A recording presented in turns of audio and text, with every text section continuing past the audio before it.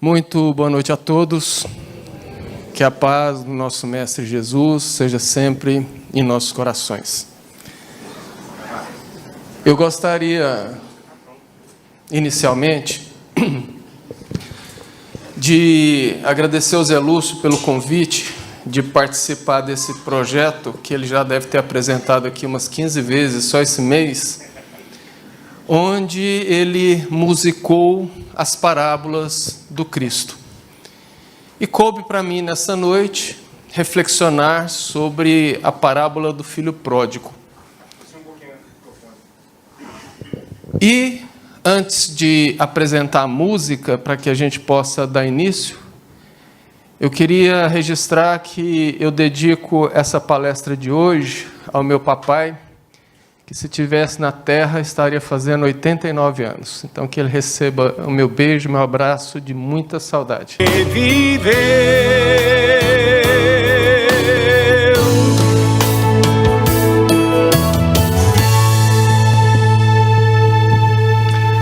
Eu acredito que todos nós aqui já lemos alguma vez a parábola do filho pródigo. No entanto, antes de começar a nossa reflexão, eu gostaria de fazer algumas pontuações para que nós possamos entender alguns conceitos e, quando começarmos a falar da parábola, ficar mais fácil o entendimento. Porque a nossa proposta nessa noite é fazer uma análise psicológica com base na psicologia espírita capitaneada pela nossa mentora Joana de Ângeles, que escreveu o livro Em Busca da Verdade, cujo livro, 80% dele é sobre a parábola do filho pródigo. Inicialmente, nós precisamos compreender que a cultura judaica era uma cultura conhecida pelas metáforas e pelos símbolos. É por isso que muita gente, quando lê Velho Testamento, algumas coisas do Novo, e principalmente o Apocalipse de João, fica sem entender nada. Porque são textos recheados de símbolos, e cada símbolo daquele tem uma representação, um significado e uma explicação. Só para a gente ter uma ideia, se trouxermos para o nosso goianês ou para o mineirês, a gente pode falar assim: vai chover canivete. Hoje a onça bebeu água.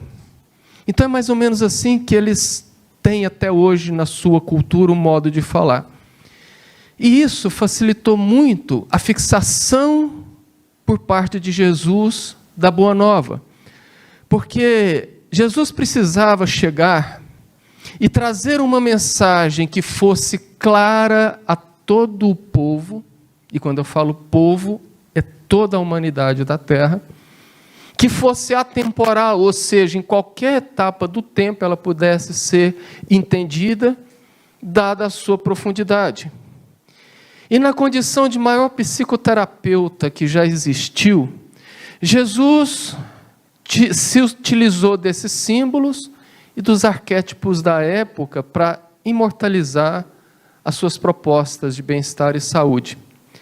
Jesus, naturalmente, como um espírito puro, como aquele responsável pela criação do planeta e de receber a todos nós, ele sabe das nossas deficiências, das nossas necessidades, principalmente da nossa necessidade de autoconhecimento.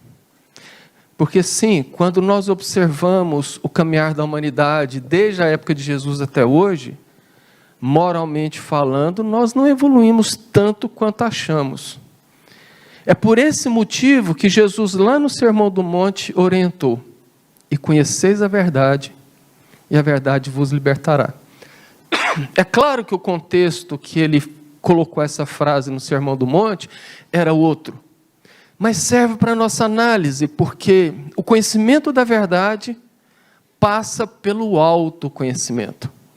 E somente o autoconhecimento é capaz de quebrar as algemas do nosso imediatismo, do nosso orgulho, e nos liberar dessas amarras do sofrimento recorrente. Porque todos nós aqui, sem nenhuma exceção, durante a nossa vida, Estamos às voltas com algum tipo de problema, algum tipo de sofrimento que sempre estão pautados no nosso modo de levar a vida. Mas alguém pode perguntar, o que tem a ver autoconhecimento com símbolo? Bom, então vamos entender. Se, por exemplo, por algum motivo, tivermos que ir a algum país a trabalho, passar lá uma temporada prestando algum tipo de serviço, uma das primeiras coisas que nós precisamos fazer antes de ir para esse país é aprender a língua deles, para que nós possamos ter uma desenvoltura, um entendimento e um desenvolvimento melhor naquele país. E isso acontece com o processo do nosso autoconhecimento. E aqui a gente começa a entrar na área psicológica. Porque para a psicologia, não importa o teórico, se é Freud, se é Jung, a nossa mente é dividida por áreas para ficar mais fácil o entendimento e o trabalho da nossa problemática de ordem psicológica. Por isso que, para que nós possamos ter o nosso autoconhecimento de si mesmo, nós precisamos fazer a famosa viagem interior. Nós precisamos viajar para dentro e, em viajando para dentro, nós precisamos aprender a falar a língua do nosso consciente e do nosso inconsciente. Porque, principalmente o nosso inconsciente, para que a gente possa prospectar o que está guardado lá, nós precisamos falar a língua dele. Por exemplo, hoje a ciência já entende que a nossa memória não guarda palavras, não guarda frases, não guarda letras, guarda imagens. Se alguém aqui lê o meu livro, e se eu perguntar alguma coisa, não vai lembrar o texto, vai lembrar a imagem que formulou na cabeça enquanto li o livro. Isso serve para qualquer leitura, por exemplo. E é assim que trabalha o nosso consciente. Daqui a pouco a gente vai entender o que é isso. O nosso consciente é aquela parte racional, que é capaz de distinguir as coisas, que é capaz de formular ideias, de formular teses, mas tudo isso se dá através da linguagem das imagens. Nós aprendemos vendo, nós formatamos uma ideia imaginando aquela imagem. No entanto, isso não acontece com o nosso inconsciente.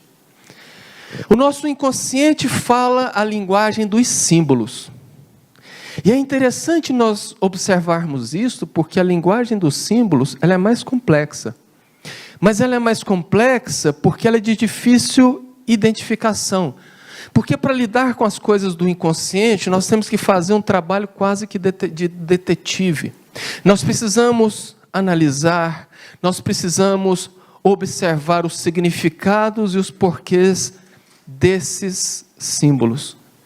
E compreender essa linguagem, então, não é tão simples, porque é no inconsciente que estão arquivados, por exemplo, tudo que nós sabemos e que já esquecemos.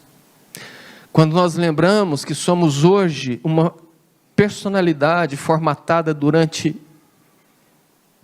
milhares de reencarnações, tudo isso está guardado no nosso inconsciente de determinada maneira e que a gente não conhece, não consegue lembrar. Não está acessível ao consciente. Mas é lá também no inconsciente onde estão arquivados os nossos medos, os nossos traumas. Estão arquivados o nosso automatismo, ou seja, quando a gente age sempre daquela maneira, sem saber por que age, ou melhor, quando a gente reage, isso é um automatismo, isso é guardado no inconsciente. Ou, por exemplo, as nossas crenças disfuncionais, alguém fala assim, eu não entendo por que sempre eu faço isso ou eu faço aquilo. Isso tudo está guardado no nosso inconsciente. E ele libera através de símbolos. Posto isto, nós então começamos a entender por que o povo judeu estava com o solo arado e adubado, para que Jesus pudesse plantar ali a árvore do Evangelho e perpetuar. Porque é um povo cheio de parábolas, de histórias, de mitos simbólicos. E eles, entendendo isso com naturalidade, tinham mais aptidão do que qualquer outro povo para perpetuar a mensagem de Jesus. E isso ocorre porque os símbolos têm uma, entre aspas, mágica. Ele é atemporal.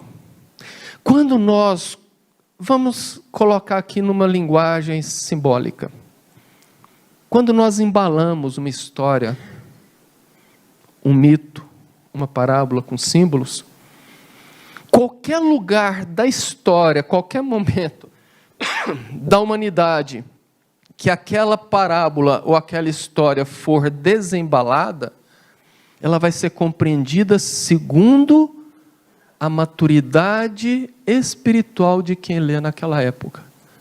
O que equivale a dizer que, à época de Jesus, entendíamos as suas parábolas de determinada maneira. E hoje não. Hoje nós entendemos de outra maneira. Mas no futuro entenderemos ainda mais profundamente, porque estaremos mais evoluídos, mais esclarecidos, mais maduros espiritualmente.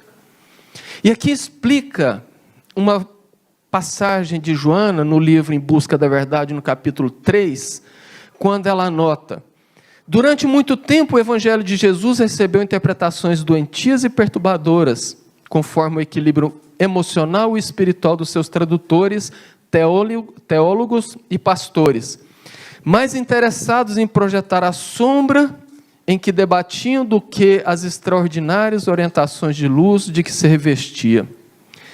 E aqui que a doutrina espírita entra e faz a total diferença. Porque a Joana de Ângeles, nesse livro, faz uma interpretação profunda, que eu, pelo menos, nunca vi em lugar nenhum. Eu tenho visto interpretações das parábolas, como diz Joana, superficiais. Imaginemos que a parábola seja um coco. A maioria das pessoas ficam ali na casca do coco. Não tiram a casca verde, muito menos aquela casca dura, e ignoram que lá dentro tem uma polpa castanha e que ainda tem a água.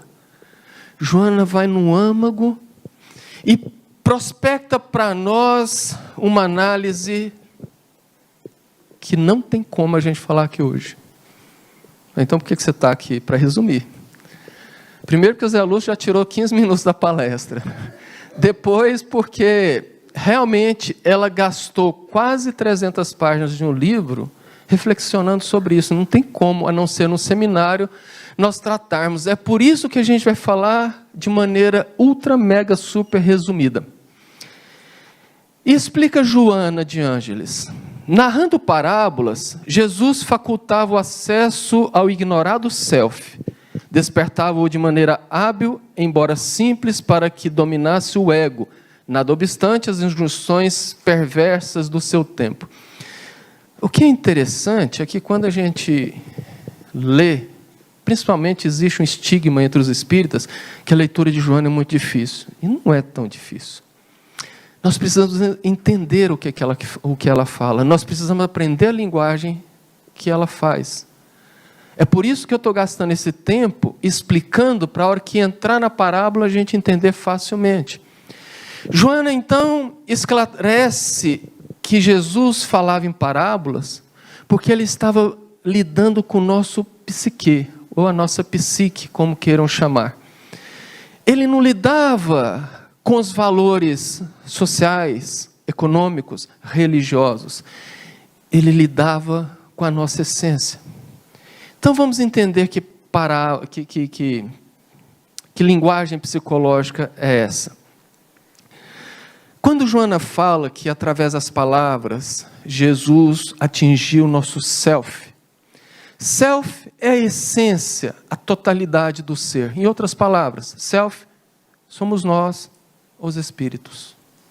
É a nossa mente espiritual. É a essência. É o que está lá no Livro dos Espíritos como a nossa centelha divina. Na questão 613, os espíritos respondem a Kardec.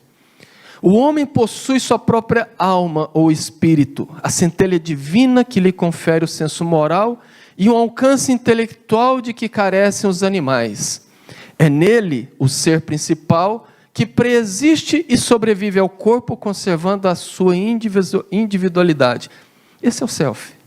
E esse é o ponto que Jesus busca quando ele fala das parábolas. É isso que Jesus falou lá em Mateus capítulo 14. Faça brilhar a sua luz, ponha para fora a centelha divina que você tem. Começa a fazer sentido as coisas quando a gente vai aprofundando. O problema é que nem todo mundo entende dessa maneira. Porque a maioria ouve apenas o ego. Tá. Em psicologia, o ego é o centro da consciência. Ela fala muito sobre o embate entre o ego e o self, parecendo que são duas entidades brigando dentro de nós. Lembra que eu falei que a mente era dividida? Então o self é a nossa essência, é a alma de cada um de nós. O ego é a nossa personalidade, para resumir. O ego é a nossa individualidade. É daí que nascem aqueles termos: egoísta, eu quero tudo para mim. Egotista, eu quero que tudo dê certo, que tudo funcione bem para mim. É porque eu estou voltado para o meu eu.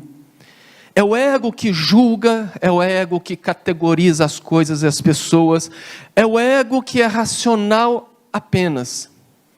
Quando alguém fala assim, essa parábola aqui não tem a menor lógica, ou esse fenômeno aqui, para mim não tem a menor lógica, eu acredito no que a ciência comprova, é o ego dele que está falando. Porque essa personalidade, como a gente disse agora há pouco, ela é formatada durante as reencarnações. E ela vai mudando. Na reencarnação passada, eu tive um ego. Ou seja, eu tinha a personalidade daquele corpo que abrigou a mim, o espírito, mas que estava em outro tempo, em outra condição, talvez em outro gênero, em outra cultura, e que tinha uma outra personalidade. Embora a essência, o self, mantenha-se o mesmo. Eu, o espírito, tenho a minha personalidade, os meus gostos, que não mudam durante as reencarnações. Mas aquela personalidade, que depois a psicologia vai chamar da máscara que nós colocamos, porque assim, muitas vezes nós vestimos uma máscara para ser aceitos num grupo, na sociedade, na família, no grupo de amigos, que não é a nossa essência, é apenas uma máscara vestida. Então, o ego é isto, é a nossa identidade. E pela falta de entendimento, muita gente olha para o ego, inclusive muitos psicólogos olham para o ego como uma coisa ruim. E o ego não é uma coisa ruim. A nossa personalidade não são coisas ruins. O que é ruim é o ego disfuncional, é o ego adoecido, é o ego fragilizado. É por isso que o self cala muito profundo na nossa consciência e no nosso inconsciente. É por isso que muita gente fala assim, eu não sei explicar, eu apenas sinto, eu acredito. É daí que nasce a fé. Porque é aquela relação com a nossa essência. E é por isso que quando nós olhamos para dentro de nós mesmos, nós vamos perceber que lá no fundo existe uma porção de muita sabedoria e que nós não sabemos explicar. É a assinatura divina dentro de cada um de nós. Porque a nossa evolução é uma maturação. É como se nós fôssemos criados um metal bruto, uma rocha bruta, e durante o processo de evolução ele fosse amolecendo, ele fosse se tornando translúcido, até ficar de tal forma que a luz interna brilha para todos os lados. Ou seja, nós trazemos a nossa essência espiritual criado por Deus. O problema é que no início, o ego, a nossa personalidade, era muito ligada aos instintos. É por isso que muita gente hoje ainda vive muito ligado aos instintos, muito mais ligado à animalidade do que à angelitude. Muita gente ainda está presa aos vícios. É capaz de deixar de fazer coisas nobres para ir numa festa, para beber, para ter uma noitada de sexo. Isso demonstra que ainda é uma alma muito frágil e infantilizada, que se deixa levar pelas atrações que a matéria traz. Ainda não conseguiu se depurar e ver as necessidades do espírito, e ver a nobreza de outras atitudes. Mas a maioria que nós vamos, à medida que nós vamos evoluindo, nós vamos dominando esse ego e deixando brilhar a nossa luz. É por isto que as parábolas de Jesus, portanto, visam acessar o nosso self. E especificamente na parábola do filho pródigo, anotada no livro de Lucas, capítulo 15, versículos de 11 a 32, e é uma parábola longa, deu para ver pela música, ela é bastante extensa, eu não vou repeti-la, mas eu vou narrá-la com as minhas próprias palavras, e entre isso nós vamos dando uma parada e uma interpretação. Joana anota: a parábola do filho pródigo é um manancial de informações psicológicas profundas, guardando um tesouro de símbolos e significados que merecem cuidadosa análise, a fim de retirar-se do seu conteúdo as lições de paz e de saúde necessárias para uma existência rica e abençoada. Ou seja, todas as parábolas, mas em especial do filho pródigo, cada palavra, cada ponto, cada vírgula inserida ali por Jesus tem um significado e uma importância. Mas em resumo, a parábola do filho pródigo conta a história de uma família composta por um pai e 2 filhos.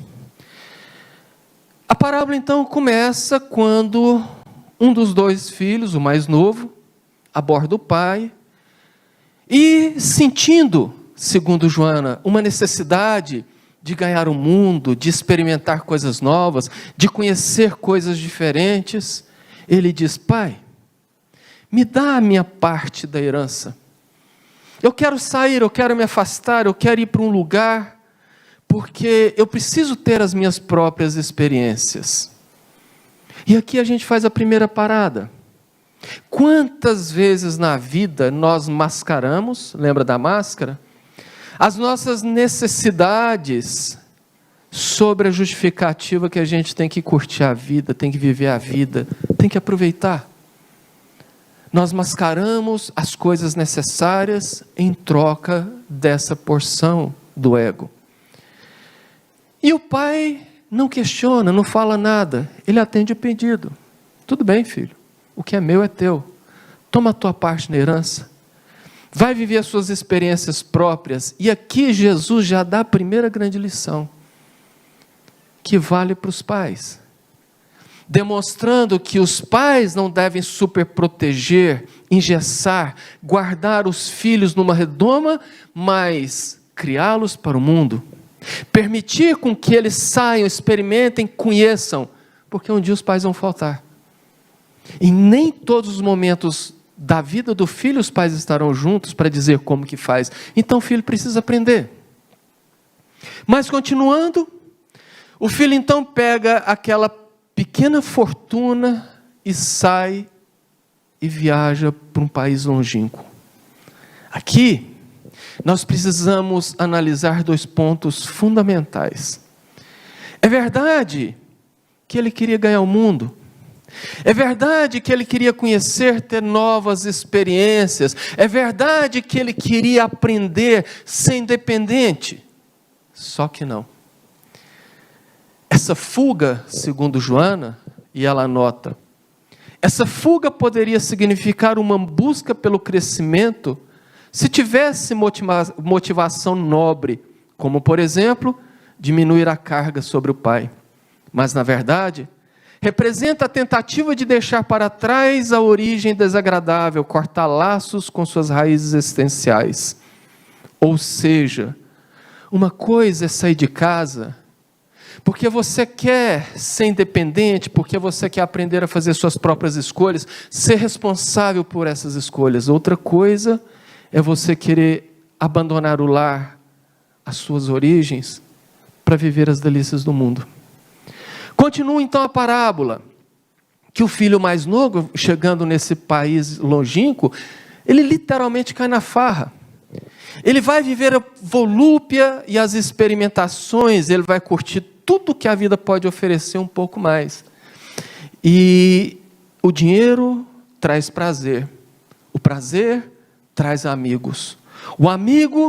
Os amigos facilitam, abrem portas, e ele começa a viver tudo aquilo sem se preocupar com o futuro, a viver o momento sem reabastecer a fortuna que ele estava gastando, falando aquela frase que a gente ouve dos irresponsáveis: não, o futuro a gente vê depois. Quantas pessoas vivem a vida desse jeito? Quantas pessoas vivem a vida achando que o mundo é um parque de diversões e que o outro ou os outros são os brinquedos? Comem, bebem, fazem sexo, curtem de todas as maneiras, se lançam às mais diversas experimentações, sempre atendendo às suas necessidades instintivas, sempre atendendo ao ego. Na minha adolescência, por exemplo, eu conheci muita gente que viveu assim, e hoje, mais ainda, eu vejo a quantidade de jovens que estão vivendo apenas desse jeito. É a consciência de sono que Joana de Ângeles fala. A pessoa vive para satisfazer do pescoço para baixo, o estômago e o sexo. Dificilmente ele vê as coisas nobres da mente, da alma, do espírito. E assim, esses jovens estão gastando a fortuna da sua juventude, sem se preocupar com o futuro. Mas, como ninguém veio ao mundo a passeio, a vida tem os seus dispositivos para nos trazer para o chão, para nos voltar para o trilho, para nos voltar para a rota correta. E a lei de causa e efeito sempre chega e apresenta a fatura. Como dizem lá na roça, o dinheiro não aceita desaforo. A fortuna que ele pegou do pai não foi administrada, abusou e ela terminou. E aqui começa a vir os problemas, porque sem o dinheiro, ele perdeu os amigos. Sem o dinheiro e sem os amigos que abriam portas, ele foi abandonado por todos aqueles que estiveram ao seu lado. Quantas pessoas que têm fama, melhor dizendo, que tiveram fama, que tiveram dinheiro, morreram ou estão morrendo na penúria e na solidão porque perderam tudo. Quantos homens e mulheres só conseguem atrair um parceiro ou uma parceira por causa da sua conta bancária? Jamais experimentaram ser amados. Compram as pessoas. Eu tenho um amigo que fala: eu não compro as coisas. Eu tenho amigos que têm as coisas. É mais fácil. Por exemplo, eu não preciso comprar um jet ski. Eu tenho um amigo que tem um jet ski que me chama para ir para 3 ranchos. E depois a despesa da manutenção é dele, de guardar ele tudo, eu vou lá e curto e volto. Existem muitas pessoas desse jeito, que são amigos da cadeira, do posto, do poder, do dinheiro, e que quando acaba tudo. São como abutres, urubus, que pousam em bando onde tem a carniça, mas acabou a carniça, alçam voo e vão embora todos. Continuando então, com o fim dos amigos, com o fim das facilidades, com o fim das portas abertas, sobrou um espaço vago. E esse espaço vago foi completado pela necessidade, pela dor e principalmente pela fome. Ele se viu com a necessidade de trabalhar, mas não achava nenhum trabalho digno. Até que ele conheceu uma pessoa, e essa pessoa o ofereceu um emprego que de digno não tinha nada. Mas a necessidade fazia com que ele fosse cuidar de porcos. comunidade judaica, a coisa mais humilhante é mexer com porcos. É uma afronta para os seus princípios religiosos ter que trabalhar para um pagão. E ele foi trabalhar para um pagão cuidando de porcos. Isso ocorre muito com quem, por exemplo, eu já vi vários exemplos assim, a pessoa está aqui no Brasil e fala que eu não ganho dinheiro, que eu não consigo emprego, que eu não faço nada, vou embora para os Estados Unidos. Vai para os Estados Unidos e diz para a família que está ganhando muito dinheiro, e todo mundo acha que é desse jeito, e não é. Ele vai para os Estados Unidos e arruma subempregos. Começa a fazer coisas lá que ele não faz aqui, porque aqui ele tem um diploma, ele é um doutor. Agora lá, não que isso seja trabalho indigno, que fique bem claro, mas lá ele vai limpar banheiros, ele vai limpar cozinha, lavar prato, trabalhar em 3 turnos, sem final de semana, sem feriado, ganha dinheiro mesmo. Se ele fizer a mesma coisa aqui no Brasil, além dele estar ganhando quase igual, ele vai estar junto com os amigos, junto com a família, no povo dele. Portanto, o filho mais novo se viu no fundo do poço. Mas ele descobriu que o fundo do poço era mais baixo ainda. Porque o seu salário mal dava para ele se alimentar. E ele chegou ao ponto de desejar comer as alfarrobas que eram jogadas para os porcos. E ali caiu a ficha. O que eu fiz da minha vida? Joana de Ângeles questiona nesse ponto. Quanta sede, quanta fome nós ainda iremos sentir por estar nesse momento presos a essas ilusões do mundo. E ele então, naquele momento, lembra do pai. É sempre assim, né? Na hora da dor, do sofrimento, aqueles que nós desprezamos, geralmente são os primeiros que nós lembramos. Ele lembra o quanto o pai trata bem os funcionários, quanto o pai digna o trabalho dos funcionários, e o quanto os funcionários do pai comem melhor do que ele está comendo. E mesmo ele não se sentindo digno de voltar e pedir o seu lugar como filho, ele resolve então voltar e pedir para que seja um empregado do pai. Isso sempre acontece. Enquanto a vida é um mar de rosas, quando a vida é uma maravilha, tudo parece sorrir, tudo dá certo, nós vamos tocando e nem olhamos para as nossas raízes, para aqueles que nos apoiaram, geralmente os pais que se sacrificaram para que nós estivéssemos naquele lugar. Mas quando dói, uma das primeiras opções é voltar para casa, o colo do pai, da mãe, os irmãos, os amigos, a terra natal. O retorno às origens sempre nos faz muito bem, e é necessário. É difícil talvez um adolescente ou um jovem entender isso, mas quem já passou dos 35, 40 anos, já começa a entender o quanto é necessário nós voltarmos àquilo que nos trouxe ao mundo.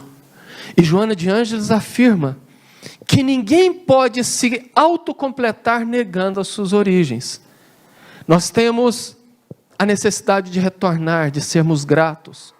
Afinal de contas, a família, o berço, a terra natal, são elementos que fazem parte dessa nossa formação, do nosso ego, da nossa personalidade.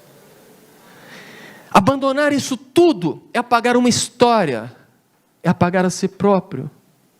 E a coisa é tão séria, mas é tão séria, que Daniel Kahneman, um psicólogo israelense que ganhou o prêmio Nobel de Economia, ele lançou uma tese na qual ele está trabalhando e tendo sucesso no trabalho, que eu não vou entrar em detalhes. Amanhã, segunda-feira, nós falaremos aqui sobre o tema suicídio é necessário prevenir, e a gente vai falar dessa tese. Porque amanhã eu quero abordar principalmente a questão do suicídio de crianças, jovens e adolescentes, que aumentou demais e está assustando. Hoje já não se fala muito na cidade, mas nas últimas 3 semanas, nas escolas municipais e estaduais, tiveram pelo menos 8 tentativas de suicídio. crises de ansiedade generalizadas. Então a gente vai abordar isso. E Daniel Kahneman fala que a maior culpa do suicídio de jovens, pasmem, é a fotografia digital. E não vai dar tempo de entrar nesse assunto, até mesmo porque seria desviado o assunto, mas ele diz que, antigamente, nós fazíamos as fotos, revelávamos e colocávamos em álbum. Nós tínhamos uma história. Nós olhando aquele álbum, a gente vê o quanto fomos felizes, amparados, tivemos família, tivemos momentos de alegria. Hoje não, você tira 5.000 fotos, manda tudo para a nuvem ou para um HD externo, coloca no Instagram para ficar 24 horas no history, ou vai para o feed, 2 dias no máximo, o Instagram já não entrega mais aquilo, e nós vamos perdendo as nossas memórias. Isso gera depressão, e a depressão é uma das portas mais largas para o suicídio. Isso é muito sério. Nunca me esqueço, era novembro de 1999, eu tinha um irmão que morava no Rio. Ele saiu, é um irmão de criação, ele saiu de casa aos 16 anos, nesse estilo do filho pródigo. Vou ganhar a vida, vou viver, vou fazer as coisas.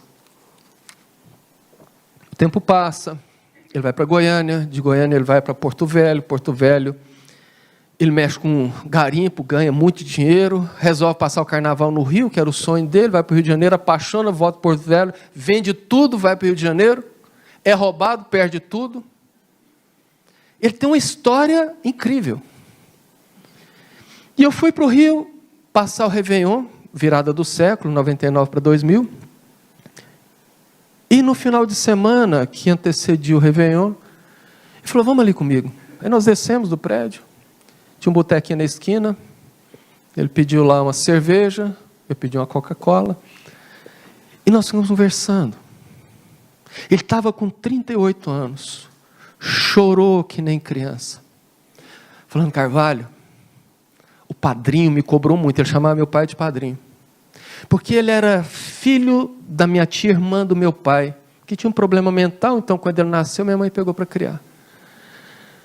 O padrinho foi muito duro comigo, ele me cobrou demais, ele me castigou demais, mas eu agradeço muito ele ter feito isso, porque se não fosse ele agir assim, eu não ia prestar hoje.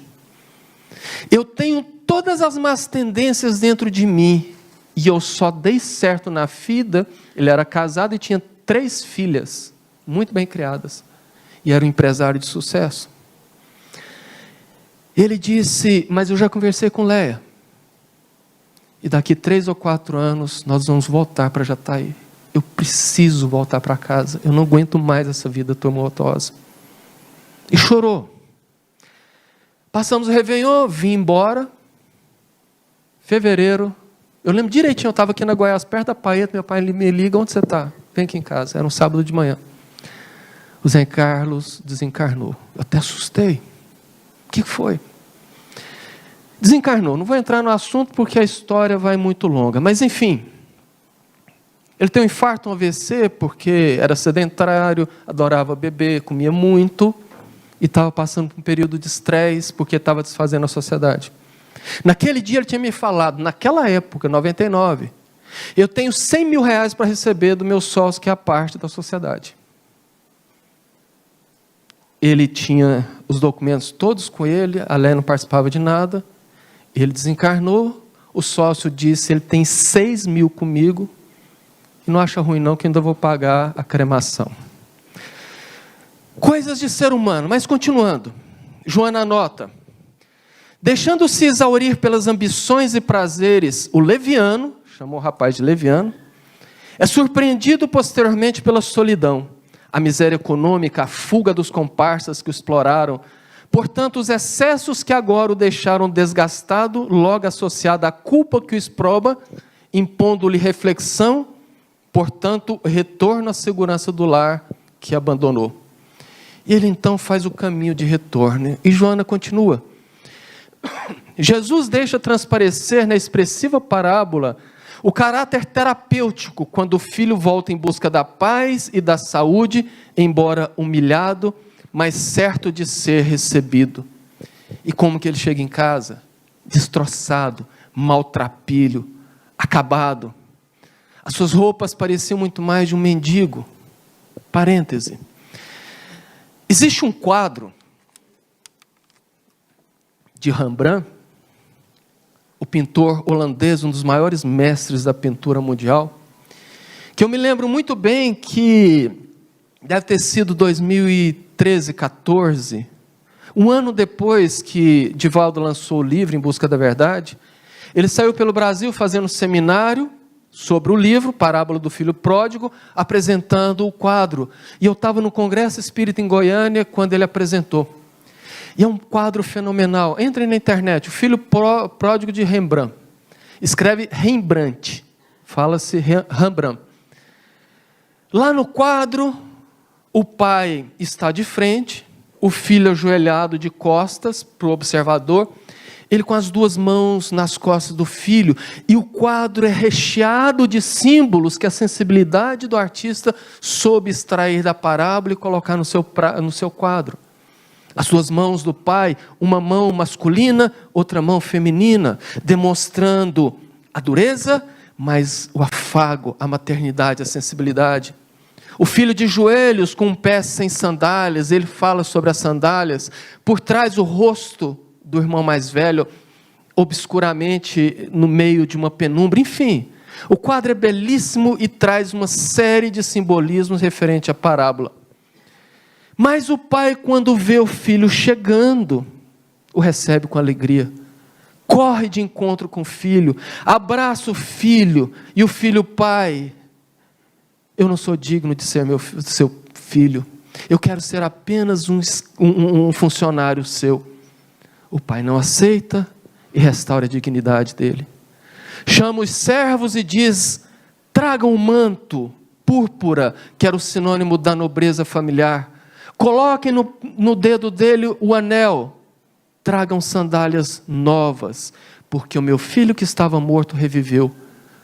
O meu filho que tinha sumido voltou. E vamos festejar. Ali eu vou sair um pouco do livro de Joana e buscar Emmanuel, que faz uma síntese maravilhosa no livro Palavras de Vida Eterna, no capítulo 97, Pai e Amigo, quando ele diz: o amor de Deus nunca falta, para toda ferida haverá remédio adequado, para todo desequilíbrio aparecerá o reajuste. Fixa-te no ensinamento do Cristo, enunciando o retorno do filho pródigo. O reencontro não se deu em casa, com remoques e humilhações para o moço em desvalimento, assinalando-o no caminho de volta, e quando ainda estava longe o pai, ao vê-lo, moveu-se de íntima compaixão e correndo lançou-se-lhe ao pescoço e o beijou. O pai não esperou que o filho se penitenciasse o rojo, não exigiu escusas, não solicitou justificativas e nem impôs condições de qualquer natureza para estender-se os braços. Apenas aguardou que o filho se levantasse e lhe desejasse o calor do coração. Emmanuel assevera que nessa representação da parábola, o pai é a representação de Deus para nós. É por isso que ele afirma que o amor de Deus nunca falta. Quantas e quantas vezes na vida nós mergulhamos no mais profundo equívoco, no mais profundo erro, e muitas vezes até em crimes. Quantas vezes nós revoltamos e saímos de maneira simbólica da guarda de Deus, mas Ele sempre espera o nosso retorno. Ele sempre abre os seus braços para nos receber, mesmo quando nós não nos achamos dignos. E aqui a parábola vai concluindo.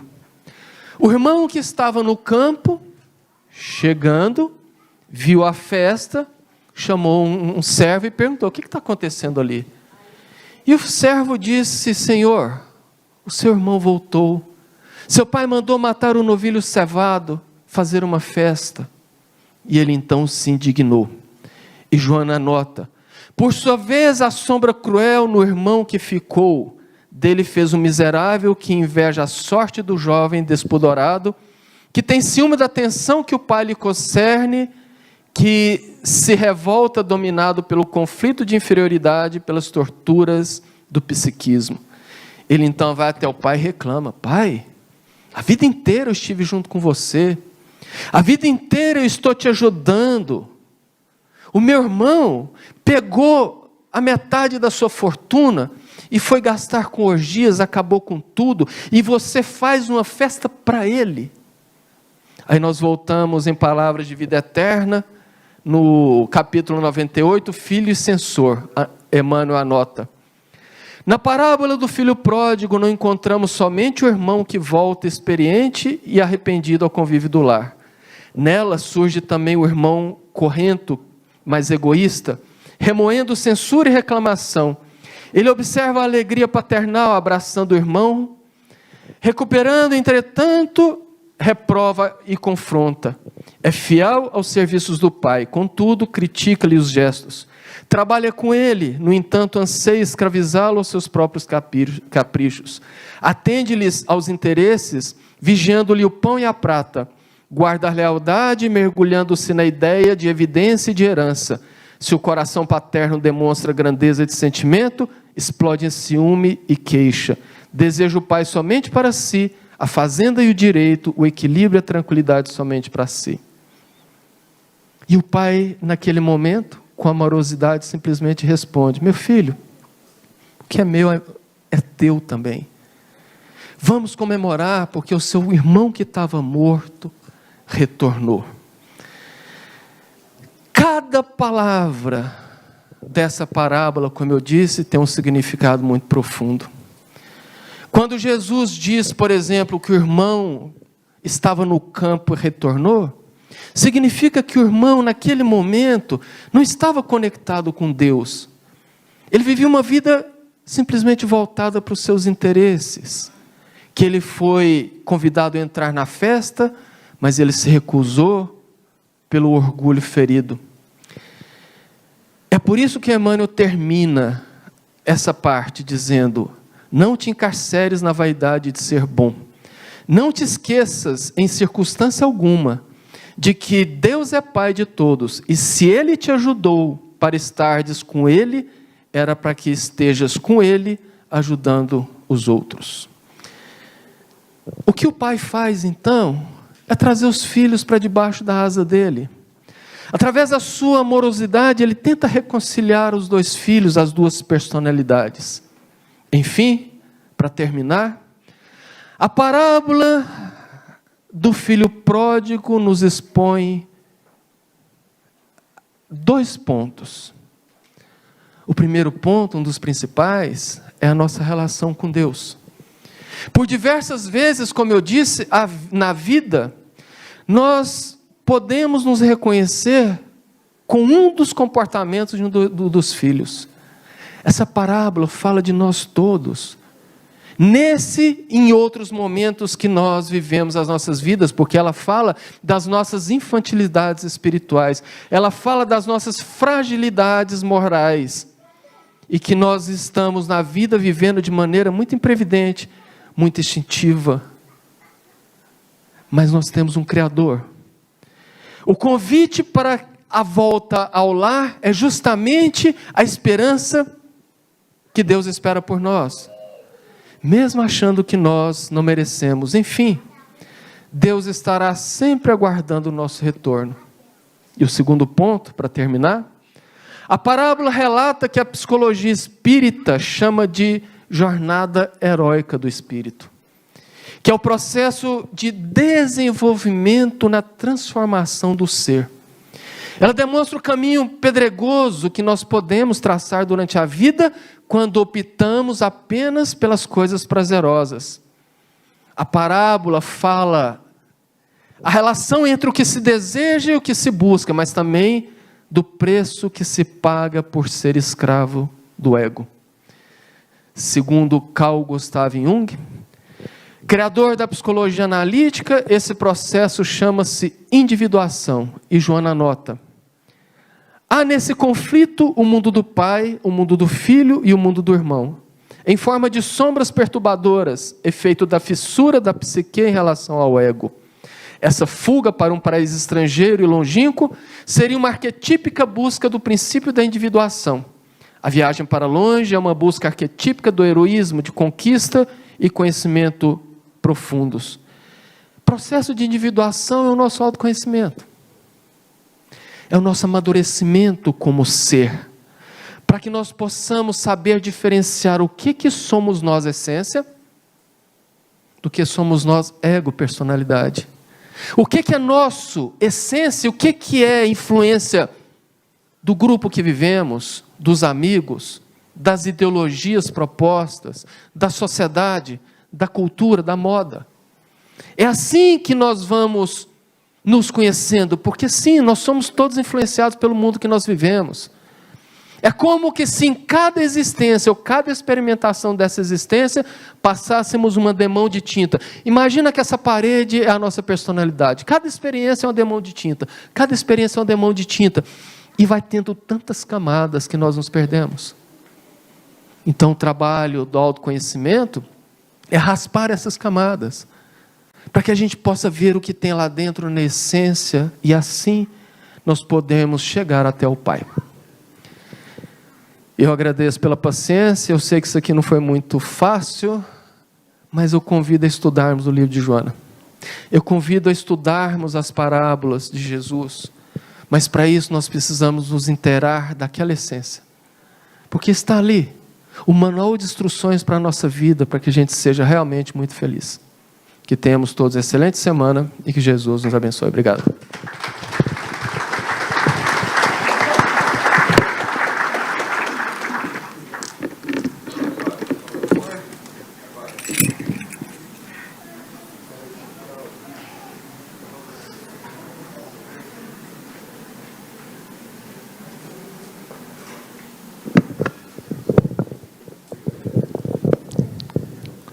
Amado Mestre Jesus, gratos estamos neste momento pelos teus ensinamentos. E neste momento, ao refletir sobre os ensinamentos de hoje, vemos quão grande é nosso Pai, quão grande é seu amor, sua capacidade de amar. Que possamos, na noite de hoje, levar conosco para os nossos lares as vibrações que foram geradas através dessa reflexão. Que possamos compreender profundamente os teus ensinamentos. Envolva-nos, pois ainda somos tão pequenos. Dá-nos a sabedoria para compreendê-los. Acolhe, Senhor, todos aqueles que se encontram hoje em sofrimento. Amigos, família, pessoas da comunidade, mas principalmente aqueles invisíveis, que estão nos hospitais, nas ruas, nas prisões. Senhor, hoje temos a consciência que somos todos a grande família de Deus, a caminhar na terra em busca da luz. Acolhe-nos, proteja-nos, dê de tua paz. E que possamos, todos, de mãos dadas, caminhar em tua direção. Que assim seja. Muita paz a todos. Quem for receber o passe, fazer fila à esquerda. E aqueles que deram o nome para o tratamento aqui em frente. Que assim seja.